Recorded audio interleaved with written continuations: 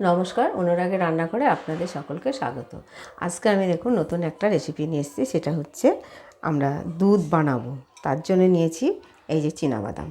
এই চীনাবাদামটাকে আমি রাত্রেবেলায় ভিজিয়ে রেখেছিলাম, খোসাগুলো যাতে ছাড়িয়ে ফেলতে পারি।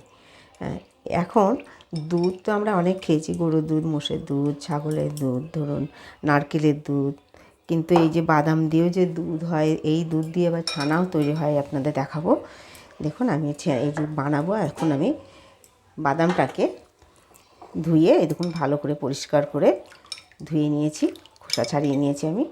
এখন এটাকে বাটবো, বেটে দুধ বের করে সেই দুধে ছানা বানাবো। এটা মিক্সিতেও হয়, তবে আমি শিলেই বাটছি। ছানা বা পনির তৈরি হয়, সেটাও কিন্তু আমরা অনেকে জানে না। দেখুন কি সুন্দর হবে, বুঝতেই পারা যাবে না যে এটা বাদামের দুধ বা বাদাম দিয়ে আমি পনির বানিয়েছি বা ছানা বানিয়েছি। এত সুন্দর হবে দেখুন বন্ধুরা।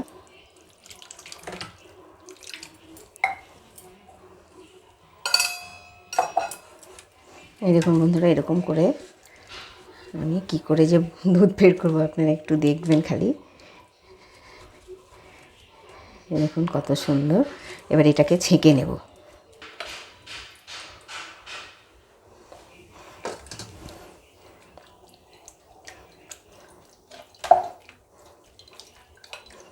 এরকম করেও ছেঁকে নিতে পারেন, এবং পাতলা কাপড়, সাদা কাপড়, পাতলা সাদা কাপড় দিয়েও আপনারা ছেঁকে নিতে পারেন।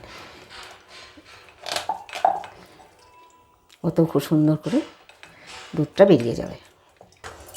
এই দেখুন বন্ধুরা কত সুন্দর দুধ হয়েছে। এটাকে আরেকবার বেটে নেব। এটাকে সরিয়ে রাখলাম, এটাকে দিয়ে আরেকটু খানিকটা বেটে নেব। এবার আমি এই ছাকনাটাই করে ছেঁকে নেব।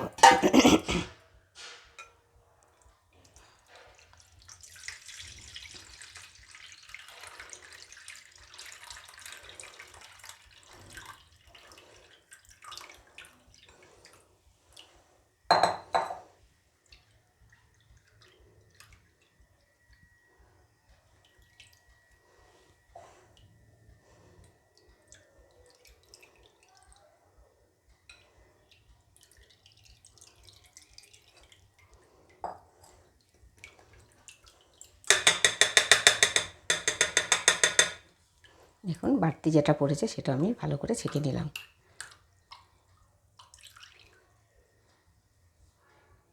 চা ছাঁকনিতে করে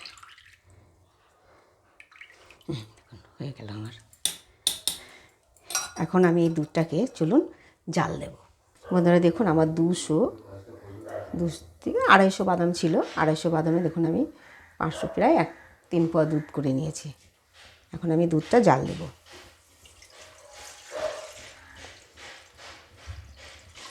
দেখুন কত সুন্দর ঘন দুধ হয়ে গেল। 2 চামচ মতো নিয়েছি আমি ভিনেগার, এর মধ্যে 4-5 চামচ জল মিশাবো। দেখুন বন্ধুরা সরও সুন্দর, সরও উঠছে, দেখছেন কত সুন্দর। এই দেখুন গ্যাসের আঁচটাকে আমি একটু কমিয়ে দিলাম, ভালো করে ফুটুক। দেখুন বন্ধুরা কত সুন্দর আমার দুধটা ফুটে উঠেছে। এবার আমি গ্যাসের আঁচটাকে কমিয়ে দিয়েছি, ধীরে ধীরে জাল হোক। এবার আমি টানা কাটবো, তার জন্য এবার আমি ধীরে ধীরে এই যে আমি ভিনেগার আর জল মিশিয়েছি সেটা আমি আবার আস্তে আস্তে দেবো।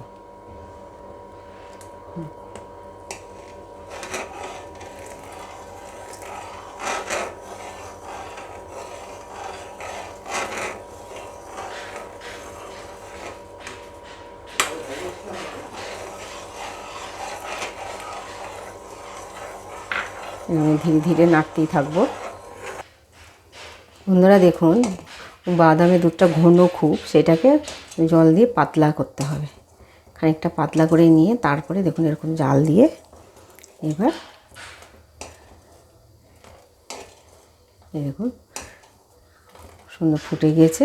কিন্তু কি বলুন তো, বাদামের একটা তো সেন্ট বেরোবেই, বাদামের দুধ যেহেতু, সেই জন্য বাদাম একটা সেন্ট বেরো, খাঁটিকার দুধের গন্ধ বেরোবে।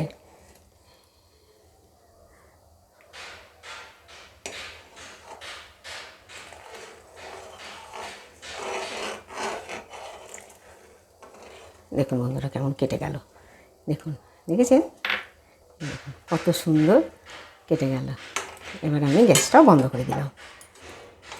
দেখুন এই যে কত সুন্দর।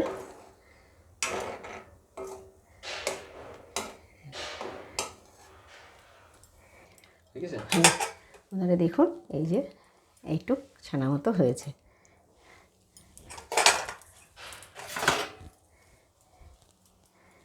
বন্ধুরা দেখুন এটাকে কাটলেই, এটাকে আমি ফ্রিজে যদি রেখে দিই তাহলে কিন্তু এটা পনির হয়ে যাবে। এই দেখুন এইরকম কত সুন্দর। তবে দুধ অনেকক্ষণ ধরে জাল দিতে হবে, তবেই হবে। ঠিক এরকম করে বাদাম দুধ দিয়েও ছানা বা পনির তৈরি করা হয়। ভিডিওটি ভালো লাগলে লাইক করবেন, শেয়ার করবেন। আবার আসবো নতুন একটি রেসিপি নিয়ে।